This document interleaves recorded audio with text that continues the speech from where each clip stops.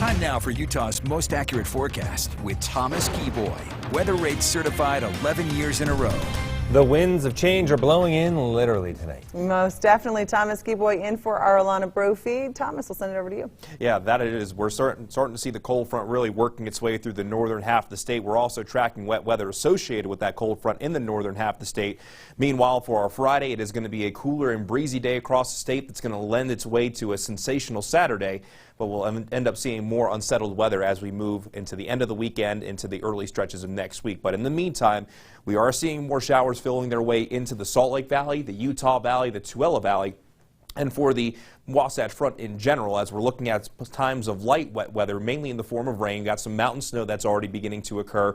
But as we go from now throughout the overnight, we're going to have the chance for some valley rain and mountain snow in the northern half of the state. But again, if you're going to be traveling this evening throughout the overnight hours, make sure that you're extra careful on the roadways as they could become slick rather quickly, as we're still finding more times of rain up in Logan after seeing some steadier rain just a little while ago. So as we begin the futurecast is honestly underdoing it just a little bit. So as we go from now through around, I'd say 2, 3 o'clock in the morning, we're going to have that chance for that valley rain, mountain snow. Temperatures will begin to cool off quite a bit as the northwesterly flow really brings in that cooler air. And then as we go into tomorrow morning, there's still going to be at least a slight chance for valley rain and mountain snow. But during the early morning hours, the best chance is going to be for snow, mainly favoring the higher terrain. But there is a chance that we could start to see a little bit of snow possibly mixing its way down to the bench. But it all depends on whether or not the moisture is still around in the lower elevations. Meanwhile, from tomorrow morning into tomorrow afternoon, the chance for wet weather will gradually begin to come to an end. We'll still have at least a chance for some mountain snow through around the early stretch of the afternoon.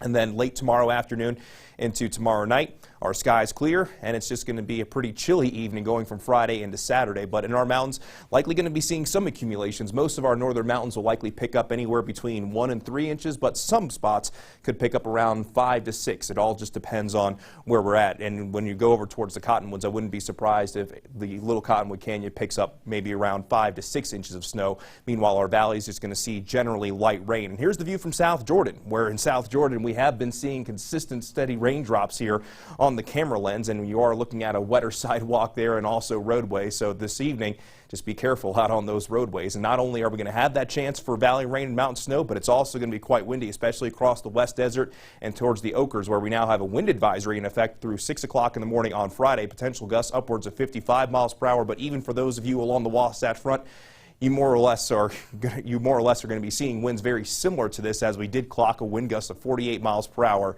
in Salt Lake City about 20 minutes ago.